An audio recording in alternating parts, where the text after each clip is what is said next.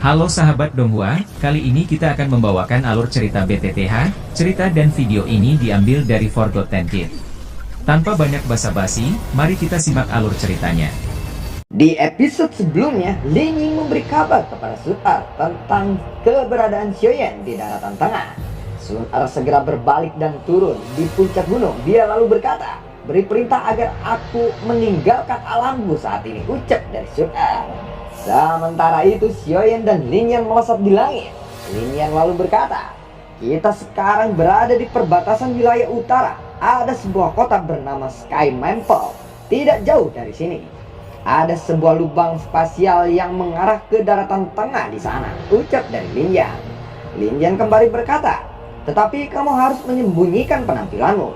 Setelah masalah dengan Gunung Petir, reputasimu saat ini tidak kalah dengan Feng Qing'er. Selain itu, kamu memiliki darah esensi Phoenix kuno di tubuhmu," ucap dari Lin Yan lagi. Mendengar itu, Xiaoyan lalu mengangguk. Dia segera mengambil barang seperti kulit dari cincin penyimpanannya dan meletakkannya di wajahnya. Lin Yan kembali berkata, "Dengan begitu sepertinya kita harus cepat pergi," ucap dari Lin Yan. Mereka pun meningkatkan kecepatan geraknya. Setelah 20 menit, kota besar perlahan muncul di depan mata mereka. Keduanya lalu turun dari langit dan memasuki kota bernama Sky Mantle. Xiaoyan tidak segera menuju lubang spasial. Dia terlebih dulu pergi ke rumah lelang terbesar di kota itu. Setelah itu, dia menghabiskan cukup banyak uang untuk membeli 3 jenis api binatang. Api binatang ini diperoleh dari tubuh binatang ajaib. Setelah itu mereka pun pergi ke pusat kota Mantle. Xiaoyan berdiri di tanah terbuka yang luas di pusat kota Sky Mantle. Dia melihat lubang spasial hitam setinggi 1000 kaki. Lin Yan lalu berkata, "Lubang spasial kota Sky Mantle dibuat oleh 2 elit dusun. Tidak pernah ada badai spasial yang muncul setelah bertahun-tahun digunakan," ucap dari Lin Yan. Xiaoyan lalu berkata, "2 dusunnya," ucap dari Xiaoyan. "Ayo kita pergi. Jika kita menunda lebih lama lagi, lubang spasial ini akan ditutup," ucap dari Lin Yan. Lin Yan lalu mengeluarkan perahu kecil seukuran telapak tangan sebelum memasuki lubang spasial itu. Tampilannya jauh lebih sederhana daripada yang pernah Xiaoyan naiki. Lin Yan segera berkata, "Harga kapal ini sangat mahal. Benda ini mungkin tampak sederhana, tetapi aku menghabiskan lebih dari 2 juta koin emas untuk mendapatkannya. Aku telah mempertaruhkan hidupku untuk membunuh 2 makhluk peringkat 6 binatang ajaib untuk mendapatkan 2 juta koin emas.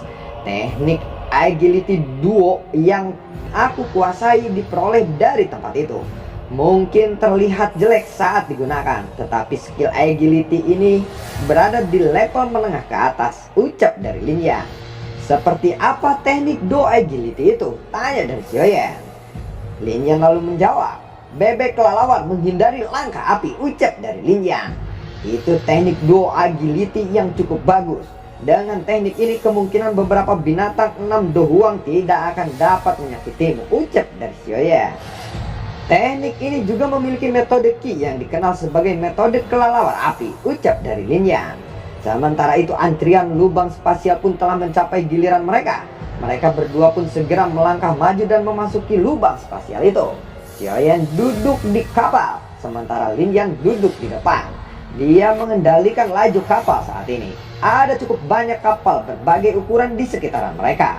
Lin Yan lalu berkata, "Kamu beristirahat saja. Masih ada 1 bulan perjalanan kita," ucap dari Lin Yan. Xiaoyan lalu mengangguk. Kebetulan dia membutuhkan waktu untuk berlatih keterampilan penciptaan api. Xiaoyan lalu mengulurkan tangannya. Gulungan merah segera muncul di tangannya.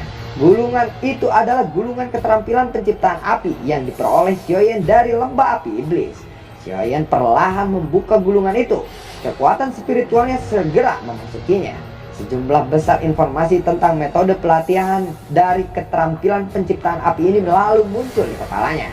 Xiaoyan pun mulai mempelajari teknik penciptaan api ini. Setelah 1 hari perjalanan, kekuatan spiritual Xiaoyan perlahan ditarik dari gulungan itu. Xiaoyan melambaikan tangannya. 3 botol batu giok muncul. Ada 3 kelompok api yang membara di dalam botol giok itu. Mereka berwarna biru, coklat, dan merah. 3 kelompok api ini adalah 3 jenis api binatang yang diperoleh Xiaoyan dari rumah lelang. Xiaoyan lalu bergumam, Langkah pertama adalah menggabungkan 3 jenis api binatang ini ke dalam tubuhku, ucap dari Xiaoyan di dalam hatinya. Xiaoyan lalu menjentikan jarinya. 3 botol giok itu pecah. Segera 3 kelompok api dilepaskan olehnya. Xiaoyan segera membuka mulut dan menelan 3 api binatang itu. Saat 3 jenis api binatang itu memasuki tubuhnya, Glazed Lotus Heart Flame segera mengikat ketiga api itu. Xiaoyan kembali berkata, langkah kedua tinggal penyempurnaannya, ucap dari Xiaoyan di dalam hatinya. Dokinya segera bergerak, berubah menjadi 3 kelompok doki yang berputar dengan cepat. Di bawah tekanan ini, 3 api binatang mulai tercampur. Kekuatan spiritual Xiaoyan segera menyerbu ke dalam api. Benih api di dalam api binatang mulai berubah. Waktu di dalam terowongan dengan cepat berlalu. Selama periode waktu ini, Lin Yan tahu bahwa Xiaoyan sedang berlatih. Jadi dia tidak mengganggunya. Singkat cerita, 20 hari pun telah berlalu. Lin Yan lalu bergumam, orang ini apa yang dia latih? Sudah lama dia tetap dalam kondisi pelatihannya seperti itu, ucap dari Lin Yan yang melihat Xiaoyan. Tiba-tiba mata Xiaoyan terbuka. Xiaoyan lalu membuka telapak tangannya. 3 api kecil seukuran ibu jari muncul di telapak tangannya. Xiaoyan lalu bergumam, akhirnya aku menyelesaikan penyempurnaannya, ucap dari Xiaoyan. Setelah itu Xiaoyan kembali berkata, selanjutnya tinggal langkah penggabungan terakhir. Jika aku berhasil menggabungkan dan membentuk benih api, aku akan berhasil menguasai keterampilan penciptaan api ini, ucap Xiaoyan di dalam hatinya. Mata Xiaoyan terfokus kepada 3 gumpalan api di jarinya. Sesaat kemudian dia mengangkat kepalanya dan berkata kepada Lin Yan, sepertinya kamu perlu mengendalikan kapal ini sampai selesai. Keterampilan Do ini masih kurang 1 langkah terakhir, ucap dari Xiaoyan. Lin Yan lalu mengangguk dan berkata, tidak masalah, berlatihlah selama tidak terjadi keadaan yang tidak terduga, ucap dari Lin Yan. Mendengar kata-kata Lin Yan, Xiaoyan tersenyum lalu mengangguk. Matanya beralih kembali ke 3 gumpalan api kecil di tangannya. Xiaoyan perlahan menutup matanya kembali. 3 gumpalan api binatang di jarinya segera memasuki tubuhnya. Kekuatan tak terlihat segera keluar dan dengan kuat meraih 3 gumpalan api binatang. 3 jenis api binatang bertabrakan satu sama lainnya. Kekuatan lontaran yang besar segera meletus. Buar, buar, buar. 3 jenis api binatang secara paksa ditekan. Sesaat kekuatan spiritual menyerbu api. Xiaoyan merasakan kekerasan liar yang menyebar di dalamnya. Riak api yang kuat menyebar ke segala arah. Setelah itu ia bertabrakan dengan Glass Lotus Heart Flame di sekitarnya. Kekuatan liar menyebabkan Glass Lotus Heart Flame berfluktuasi. 3 gumpalan api di dalam api hijau giok tersebar. Di bawah kendali kekuatan spiritual Xiaoyan, 3 gumpalan benih api perlahan menyatu. Setelah itu 3 gumpalan api mulai menunjukkan tanda-tanda bergabung. Singkat cerita, 9 hari telah berlalu. Kapal sudah mendekati ujung lubang spasial. Lin Yan duduk bersila di depan perahu. Dia lalu bergumam, kita sudah hampir sampai. Apakah orang ini belum selesai? Akan ada riak saat meninggalkan lubang spasial. Xiaoyan pasti akan terganggu olehnya. Bodoh amatlah. Jika dia tidak bangun sebelum meninggalkan lubang spasial, aku akan membangunkannya dengan paksa, ucap dari Lin Yan di dalam hatinya. Sehari telah berlalu. Xiaoyan masih tidak menunjukkan tanda-tanda untuk bangun. Lin Yan merasakan kekuatan spasial di tempat ini menjadi lebih padat. Mereka semakin dekat ke pintu keluar lubang spasial. Lin Yan samar-samar melihat cincin cahaya melingkar keperakan. Lin Yan menoleh dan menatap Xiaoyan di kabin. Dia segera berjalan menuju Xiaoyan. Nyala api hijau giok tiba-tiba keluar dari tubuh Xiaoyan. Lin Yan segera menggunakan teknik Do Agility untuk menghindari api giok itu. Angin panas tiba-tiba menerkam dari belakang Lin Yan. Terlihat nyala api hijau giok dengan cepat menyebar. Melihat itu Lin Yan lalu berkata, berhenti, berhenti, berhenti. Saat api hijau giok hendak menabrak tubuh Lin Yan, nyala api itu segera berhenti. Mata Xiaoyan pun perlahan terbuka. Lin Yan lalu berkata, akhirnya kamu bangun juga. Xiaoyan tersenyum. Dia lalu mengulurkan tangannya dan menarik api hijau giok ke tubuhnya. Setelah itu dia menggosok jari-jarinya. Gumpalan biji api seperti tulang putih perlahan naik. Gumpalan api berwarna putih itu adalah hasil dari penggabungan 3 jenis api binatang. Xiaoyan mengembalikan bibit api putih ke dalam tubuhnya. Setelah itu dia berdiri dan berjalan keluar dari kabin. Xiaoyan lalu berkata, 3000 Burning Flame, aku datang, ucap dari Xiaoyan. Mereka pun berhasil keluar dari lubang spasial. Lin Yan lalu berkata, akhirnya kita keluar dari lubang spasial itu. Pada saat ini ada cukup banyak sosok manusia yang telah keluar dari lubang spasial itu. Apakah ini sudah termasuk wilayah Pil Tower? Tanya dari Xiaoyan. Lin Yan lalu menjawab, bukan, kita hanya di tengah daratan tengah. Wilayah Pil Tower terletak di bagian tengah wilayah tengah, ucap dari Lin Yan. Wilayah tengah? Xiaoyan mendengar itu terkejut. Daratan tengah adalah pusat benua Doki. Wilayah tengah dianggap sebagai pusat daratan tengah. Faksi-faksi teratas terkenal kebanyakan mendirikan markas mereka di wilayah tengah. Tempat kita berada saat ini adalah bagian barat daya wilayah tengah.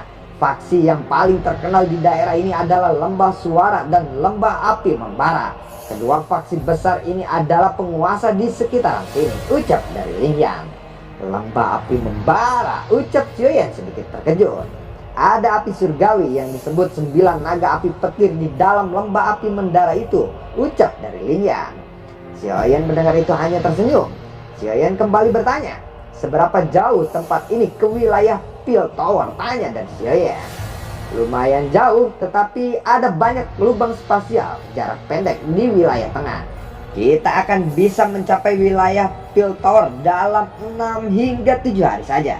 Kebetulan kota Tianhu di mana klan Liu Qing berada memiliki lubang spasial yang mengarah ke wilayah Pil Tower, ucap dari Lin Yan.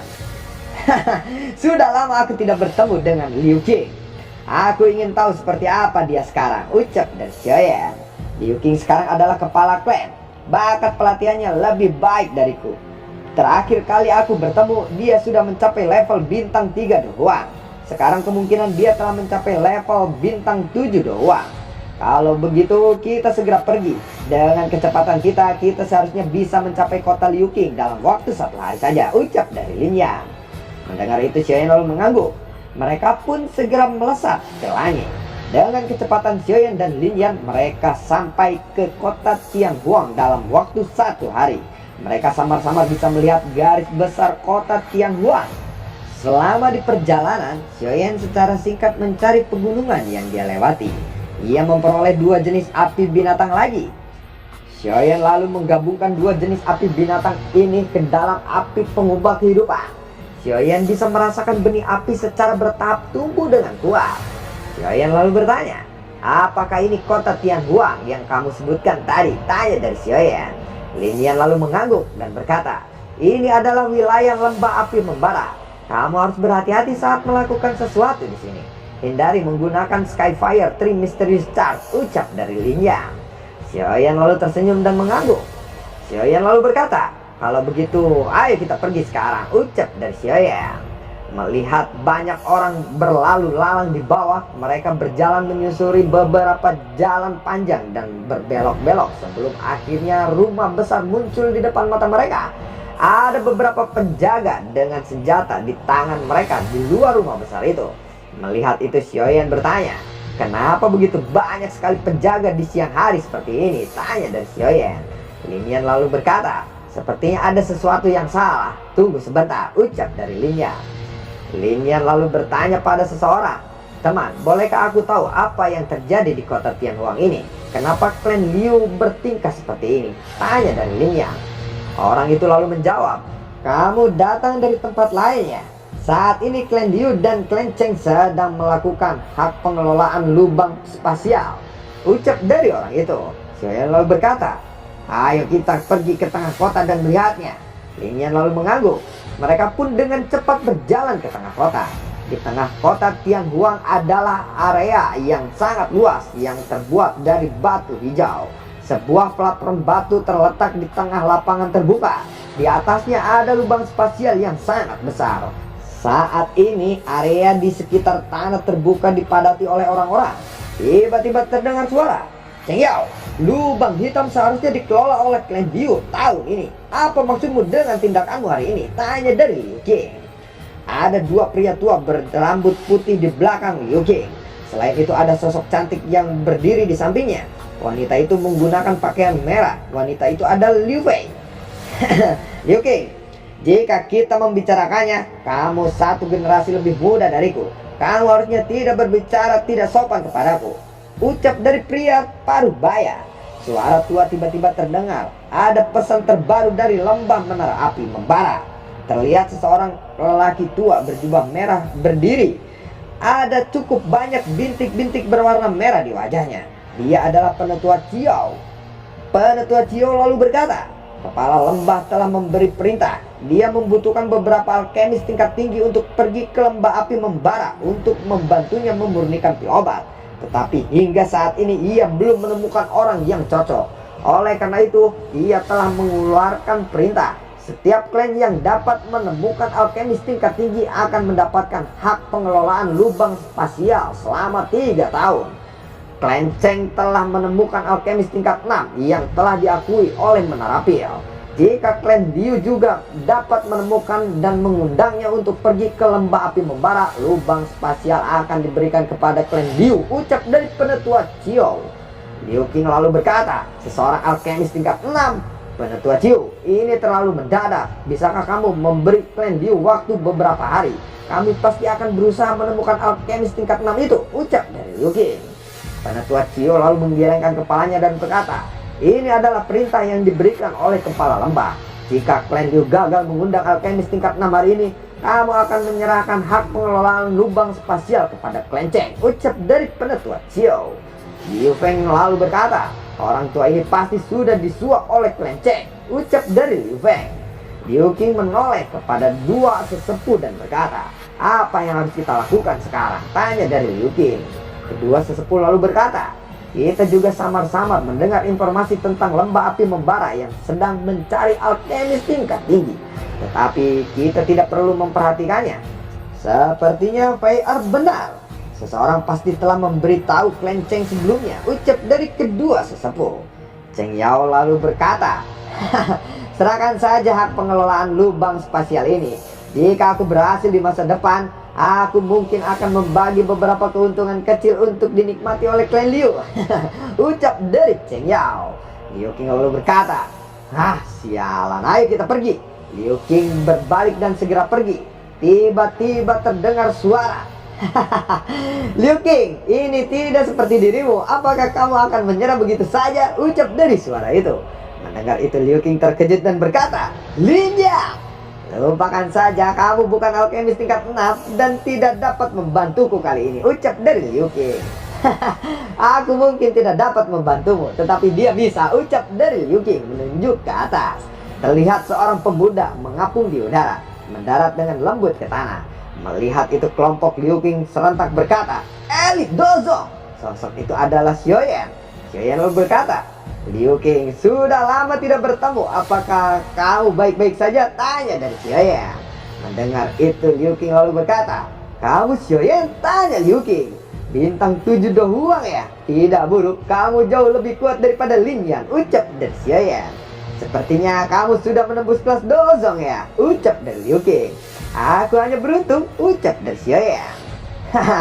Aku masih belum bisa menyusulmu. Kamu memang layak menjadi orang dengan bakat paling menonjol di akademi dalam waktu itu, ucap dari Liu King.